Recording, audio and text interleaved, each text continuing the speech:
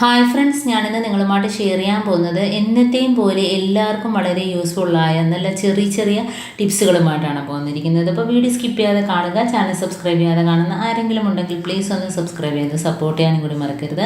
അപ്പം നമുക്ക് ഫസ്റ്റ് ടിപ്പിലോട്ട് കിടക്കാം. അപ്പോൾ നമ്മൾ ബാത്റൂമിലെ ബാഡ് സ്മെല്ലൊക്കെ മാറണമെങ്കിൽ ഇതേപോലെ കുറച്ച് സോഡാപ്പൊടിയോ ബേക്കിംഗ് സോഡയോ എടുത്തിട്ട് കംഫർട്ട് ഒഴിച്ച് കൊടുക്കുക. അപ്പം നല്ലൊരു മണമായിരിക്കും. ഇത് നമ്മൾ സാധാരണ ഉപ്പ് പൊടിക്കകത്താണ് ഇങ്ങനെ ചെയ്യാറ്. പക്ഷേ കംഫർട്ട് ആകുമ്പോഴത്തേനും കംഫർട്ട് സോഡാപ്പൊടിക്കകത്ത് ഒഴിക്കുമ്പോഴത്തേനും നല്ലൊരു പവറാണ്. മണം കുറേ ദിവസത്തേക്ക് ഇങ്ങനെ നിൽക്കും. നല്ലൊരു മണമാണ്. അപ്പോൾ ഇതേപോലെ നമ്മൾ ഒഴിച്ചിട്ട് ബാത്റൂമിലോ അതല്ലെങ്കിൽ കിച്ചണിൽ നമ്മുടെ മീനൊക്കെ വറുത്ത മണമൊക്കെ മാറണമെങ്കിലും ഈ ഒരു സാധനം വെച്ച് കൊടുക്കുകയാണെങ്കിൽ നല്ലൊരു മണമായിരിക്കും. അപ്പോൾ ഇതേപോലെ നമ്മളാക്കിയിട്ട് മൂടിയിൽ ഇതേപോലെ ഹോളിട്ട് കൊടുക്കുക കേട്ടോ. അപ്പോൾ ഏത് ഡപ്പയിൽ വേണമെങ്കിലും നമുക്ക് വെച്ച് കൊടുക്കാം. എന്നിട്ട് ഇതേപോലെ കമ്പിയിട്ട് ഹോളിട്ട് കൊടുക്കുക. കമ്പി ചൂടാക്കിയിട്ട് ഹോളിട്ട് കൊടുത്താൽ മതി. എന്നിട്ട് നമ്മൾ ഇതേപോലെ കിച്ചണിലോ അതല്ല എങ്കിൽ ബാത്റൂമിലോ എവിടെയാണെന്ന് വെച്ചാൽ നമുക്ക് വാഷ് ബേസിൻ്റെ ഭാഗത്തോ എവിടെയാണെന്ന് വെച്ചാൽ നമുക്ക് ഇതേപോലെ വെച്ച് കൊടുത്താൽ മതി. ഇനി നമുക്ക് അടുത്ത ടിപ്പിലോട്ട് കിടക്കാം. അപ്പോൾ നമ്മൾ ഇതേപോലെ കപ്പയ്ക്ക എല്ലാം നമുക്ക് പെട്ടെന്ന് പഴുത്ത് കിട്ടണമെങ്കിൽ ഇതേപോലെ നല്ല കട്ടി കവറിനകത്തോട്ടാക്കി കൊടുക്കുക. എന്നിട്ട് നല്ലവണ്ണം ചുറ്റിയിട്ട് നമ്മൾ കബോർഡിനകത്ത് വെക്കുകയാണെങ്കിൽ നമുക്ക് പെട്ടെന്ന് ഒരു ദിവസം കൊണ്ടോ 2 ദിവസം കൊണ്ടോ പെട്ടെന്ന് നമുക്ക് പഴുത്ത് കിട്ടും. അപ്പോൾ ഈ രീതിയിൽ തന്നെ നമുക്ക് പഴവും എല്ലാം പഴുപ്പിച്ചെടുക്കാം.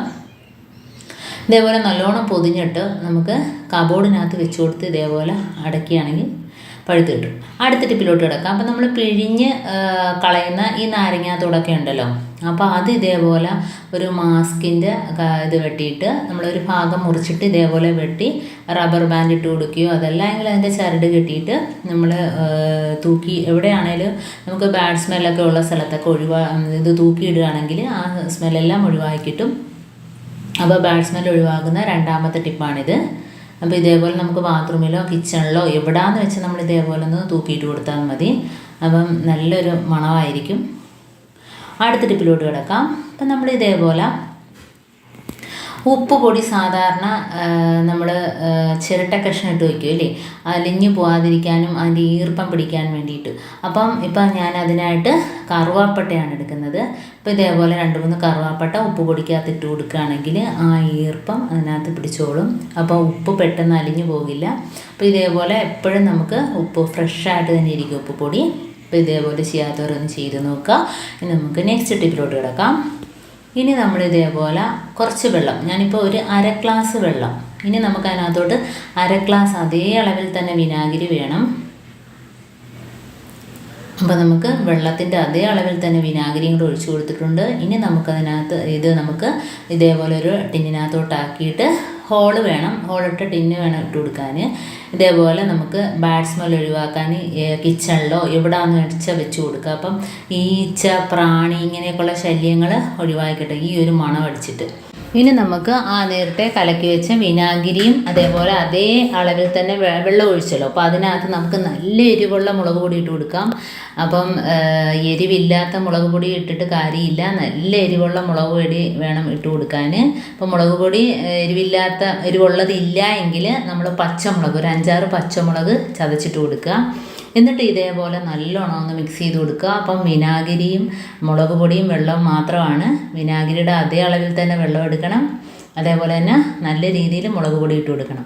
എന്നിട്ട് നമുക്ക് ഇതേപോലെ ഒരു കുപ്പിയിലാക്കിയിട്ട് കുപ്പിയുടെ അടപ്പിൽ നമുക്ക് ഇതേപോലെ ഒരു ഹോളിട്ട് കൊടുക്കാം. എന്നിട്ട് നമുക്ക് ഇത് വെച്ച് തന്നെ നമ്മുടെ കിച്ചണിൽ നമ്മൾ ഈ ഒരു വെള്ളം വെച്ച് സ്പോഞ്ചിൽ കുറച്ച് ഒഴിച്ചിട്ട് എല്ലായിടത്തും ഒന്ന് ആക്കി കൊടുക്കുക. അപ്പം നമ്മുടെ വീട്ടിലിപ്പോൾ ഈച്ചയുടെയൊക്കെ ശല്യം കൂടുതലായിട്ട് കാണുന്നുണ്ട്. അപ്പോൾ ആ ഒരു ശല്യം, ഉറുമ്പ്, ഇതൊക്കെ പല്ലി, പാറ്റ ഇതെല്ലാം വരുന്ന ഭാഗത്തെല്ലാം ഈ ഒരു വിനാഗിരി വെള്ളം അതേപോലെ തന്നെ മുളക് പൊടി ഇട്ടത് ഒന്ന് തേച്ച് കൊടുക്കുകയാണെങ്കിൽ നല്ല രീതിയിൽ നമുക്ക് ആ ഭാഗത്തൊന്നും ഉറുമ്പോ അതേപോലെ തന്നെ പാറ്റയോ ഒന്നും തന്നെ വരത്തില്ല. ഇത് നല്ല രീതിയിൽ ആ ഗ്യാസ് സ്റ്റോപ്പിൻ്റെ മുകളിലെല്ലാം ഒന്ന് തേച്ച് കൊടുക്കുക. അവിടെയെല്ലാം പല്ലിയൊക്കെ വരുന്നതല്ലേ, അപ്പം അതിൻ്റെ ശല്യം ഒന്നും കാണത്തില്ല. ആ ഭാഗത്തൊന്നും ഈച്ചയോ പാറ്റ, പല്ലി, ഉറുമ്പ് എന്നീ സാധനങ്ങളൊന്നും വരത്തില്ല. അപ്പോൾ ഇത് നല്ലൊരു ടിപ്പാണ്. എല്ലാവരും ഒന്ന് ചെയ്ത് നോക്കുക.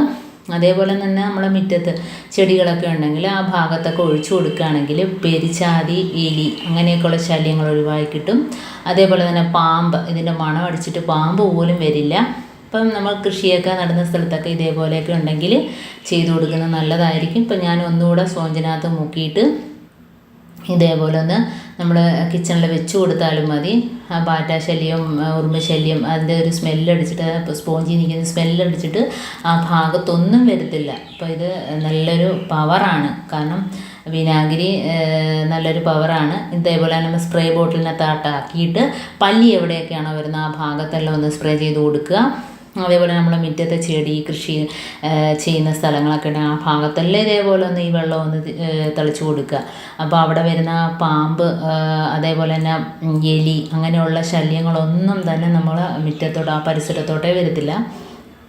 അപ്പോൾ ഇതേപോലെ എല്ലാ ഭാഗത്തും നമുക്ക് കെമിക്കലൊന്നും ഇല്ലാതെ നമുക്ക് ഈ രീതിയിൽ ഒഴിച്ചു കൊടുക്കാൻ, ധൈര്യമായിട്ട് നമുക്ക് ഒഴിച്ചു കൊടുക്കുകയും ചെയ്യാം. അപ്പം ചെടിയൊന്നും ഉണങ്ങിപ്പോവുകയോ നശിച്ചു പോവുകയോ ഒന്നും ചെയ്യില്ല. അപ്പോൾ ഇത്രയേ ഉള്ളൂ എൻ്റെ ടിപ്സ്. നിങ്ങൾക്ക് ഇഷ്ടമായിരിക്കുന്നു. ഇത് ഏതെങ്കിലും ഒന്ന് യൂസ്ഫുള്ളായിട്ട് തോന്നിയിട്ടുണ്ടെങ്കിൽ ഒന്ന് ലൈക്ക് ചെയ്യാനും കമൻറ്റ് ചെയ്യാനും സബ്സ്ക്രൈബ് ചെയ്യാനും മറക്കരുത്. ബെല്ലൈക്കൻ എനേബിൾ ചെയ്യാനും മറക്കരുത്. എന്നാൽ മാത്രമേ ഞാനിടുന്ന ഓരോ വീഡിയോസും നിങ്ങളുടെ മുമ്പിൽ നോട്ടിഫിക്കേഷനായി എത്തുകയുള്ളൂ. അപ്പോൾ ഇനിയും നല്ല നല്ല ടിപ്സുകളുമായിട്ട് വീണ്ടും കാണാം. അതുവരേക്കും താങ്ക്സ് ഫോർ വാച്ചിങ്.